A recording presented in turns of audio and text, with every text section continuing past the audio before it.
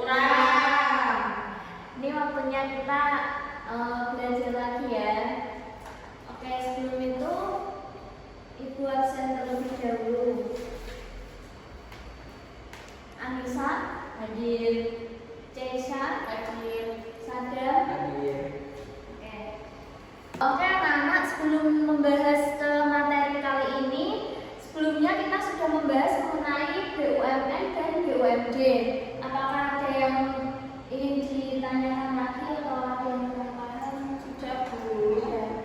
Oke, kita masuk ke materi ketenagakerjaan. Sebelumnya, apa itu pengertian dari tenaga kerja dan ketenagakerjaan? Ada yang tahu?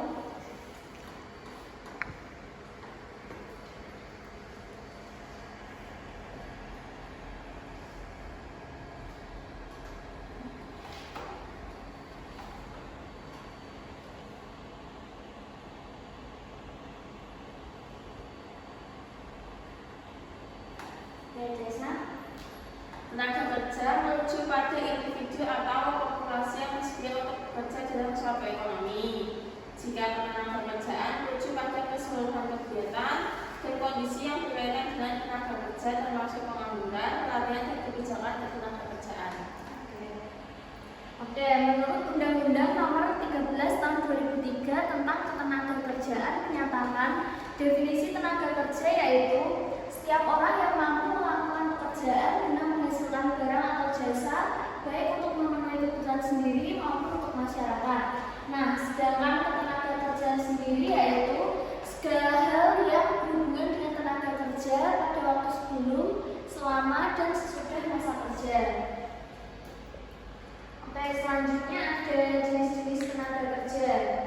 Yang pertama, berdasarkan sifat kerjanya, yaitu terdapat tenaga kerja jasmani dan tenaga kerja rohani.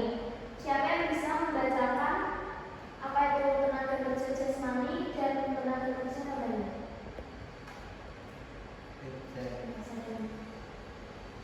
Tenaga kerja jasmani adalah kegiatannya lebih banyak mengandalkan tenaga fisik dalam melaksanakan proses produksi, diantaranya adalah sopir dan montir. Selanjutnya, tenaga kerja rohani. Tenaga kerja rohani yang melakukan pekerjaannya lebih banyak menggunakan proses pemikiran, gagasan atau ide yang bersifat produktif seperti manajer, direktur, dan konsultan. Oke, jadi tenaga kerja jasmani itu lebih banyak mengandalkan tenaga fisik dalam melaksanakan pekerjaannya, sedangkan rohani itu lebih banyak menggunakan proses pemikiran, gagasan atau ide yang bersifat produktif. Selanjutnya, berdasarkan keahliannya, terdapat 3, yaitu tenaga kerja terdidik atau skilled labor, yang kedua tenaga kerja terlatih atau trained labor, dan yang ketiga tenaga kerja tidak terdidik dan tidak terlatih. Yang pertama ada tenaga kerja terdidik, yaitu memerlukan keahlian atau kemahiran pada suatu bidang melalui sekolah atau pendidikan. Misalnya seperti dokter, hakim, pengacara, guru, akuntan, dan yang lainnya. Yang kedua, tenaga kerja terlatih, yaitu memerlukan latihan dan pengalaman kerja. Misalnya tukang masak atau koki, supir, pelayan toko, montir, penjahit, dan juga pelukis.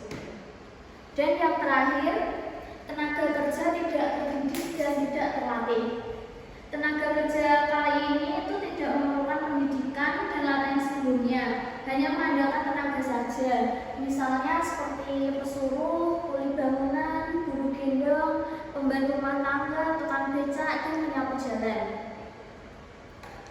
Selanjutnya, jenis tenaga kerja berdasarkan hubungannya dengan proses produksi. Ini ada 2, yaitu tenaga kerja langsung dan tidak langsung. Yang pertama, tenaga kerja langsung itu tenaga kerja di pabrik yang secara langsung terlibat pada proses produksi dan biayanya dikenakan pada biaya produksi atau pada barang yang dihasilkan.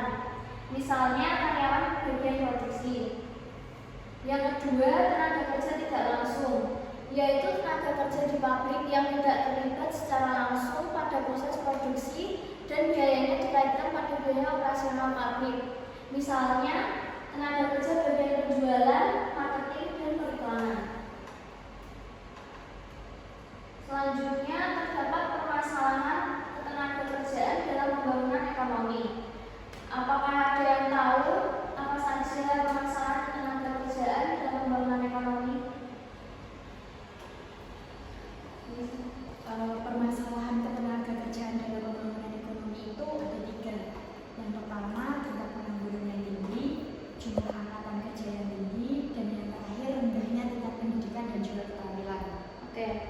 Terdapat 3 permasalahan ketenagakerjaan dalam pembangunan ekonomi, yaitu yang pertama, tingkat pengangguran yang tinggi.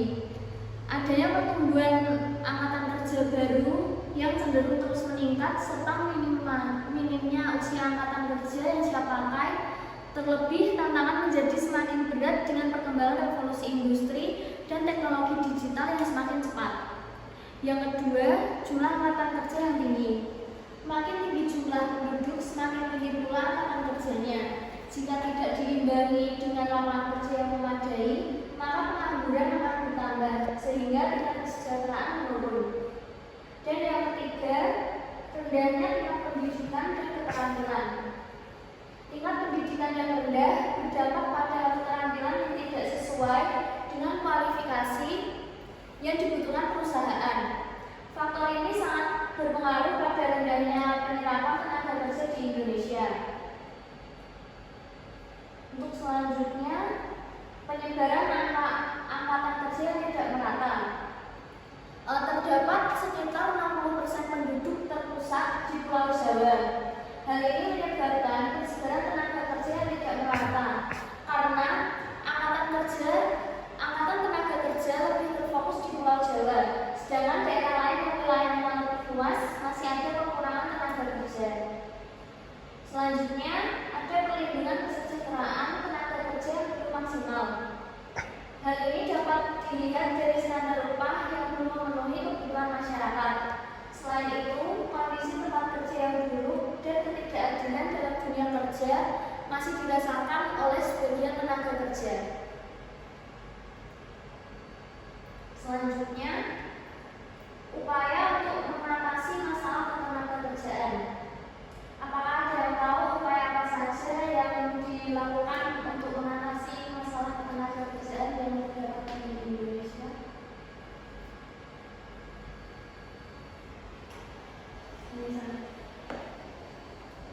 Upaya sendiri untuk mengatasi masalah ketenagakerjaan di Indonesia yaitu yang pertama, ada meningkatnya kompetensi atau produktivitas tenaga kerja sebelum memasuki pasar tenaga kerja, seperti mengadakan berbagai pelatihan yang berbasis kompetensi. Dan yang kedua yaitu pemerintah harus membuka lapangan pekerjaan sebanyak mungkin untuk dapat menampung tenaga kerja yang semakin meningkat. Dan yang ketiga yaitu mendorong tumbuh kembangnya usaha-usaha mandiri atau industri rumah tangga. Selanjutnya yaitu ada pemerintah harus menerapkan kebijakan upah yang adil sehingga dapat meningkatkan kesejahteraan tenaga kerja seperti penerapan norma kerja dan jaminan sosial tenaga kerja. Dan yang terakhir yaitu meningkatkan kualitas pelayanan penempatan dan pemberdayaan tenaga kerja. Ya, itu adalah upaya-upaya untuk mengatasi masalah ketenagakerjaan. Yang pertama tadi ada disebutkan untuk meningkatkan kompetensi dan produktivitas tenaga kerja sebelum memasuki pasar tenaga kerja. Contohnya itu seperti mengadakan berbagai pelatihan yang berbasis kompetensi. Yang kedua, ada pemerintah harus membuka lapangan kerja sebanyak mungkin untuk dapat menampung tenaga kerja yang semakin meningkat. Dengan adanya pemerintah yang membuka lapangan kerja sebanyak mungkin, itu dapat mengurangi masalah pengangguran di Indonesia. Yang ketiga, mendorong tumbuh berkembangnya usaha-usaha mandiri atau industri rumah tangga, seperti membantu usaha UMKM agar pengangguran di Indonesia juga semakin berkurang. Dan pemerintah harus menerapkan kebijakan upah yang adil sehingga dapat meningkatkan kesejahteraan perekonomian tenaga kerja di Indonesia. Selanjutnya, meningkatkan perlindungan tenaga kerja seperti penerapan kontrak kerja dan jaminan sosial tenaga kerja. Dan yang terakhir, ada meningkatkan kualitas pelayanan, penempatan dan pemberdayaan tenaga kerja.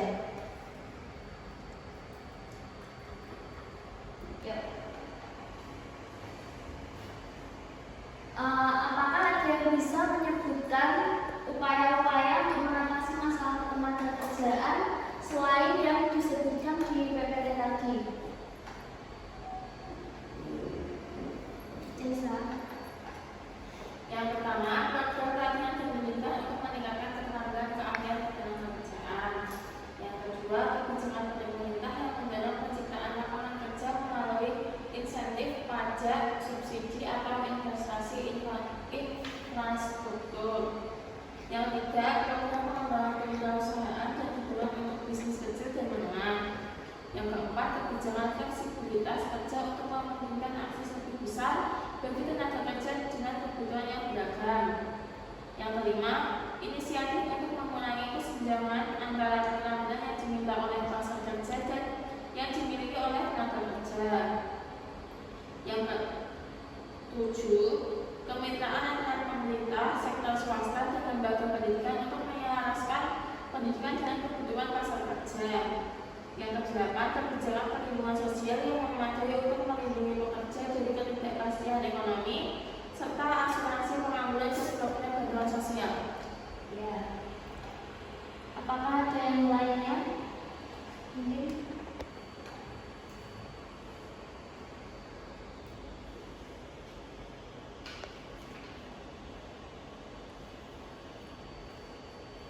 Oke, sebelum mengakhiri pertemuan kita pada siang hari ini, apakah kesimpulan yang didapatkan dari materi pembelajaran kali ini? Mungkin bisa? Bisa. Mungkin kesimpulannya untuk pemerintahan itu membuka lowongan pekerjaan sebanyak-banyaknya karena kan di Indonesia itu tingkat kependudukannya sangat tinggi, jadi banyak sekali pengangguran yang menyebabkan kemiskinan di Indonesia itu sangat meningkat. Ya. Sebelum mengakhiri pembelajaran kali ini, Ibu akan memberikan tugas kepada kalian. Nanti akan Ibu share ke grup WhatsApp yang sudah tertera. Sebelum mengakhiri pembelajaran pada siang hari ini, alangkah baiknya kita berdoa terlebih dahulu. Doa selesai.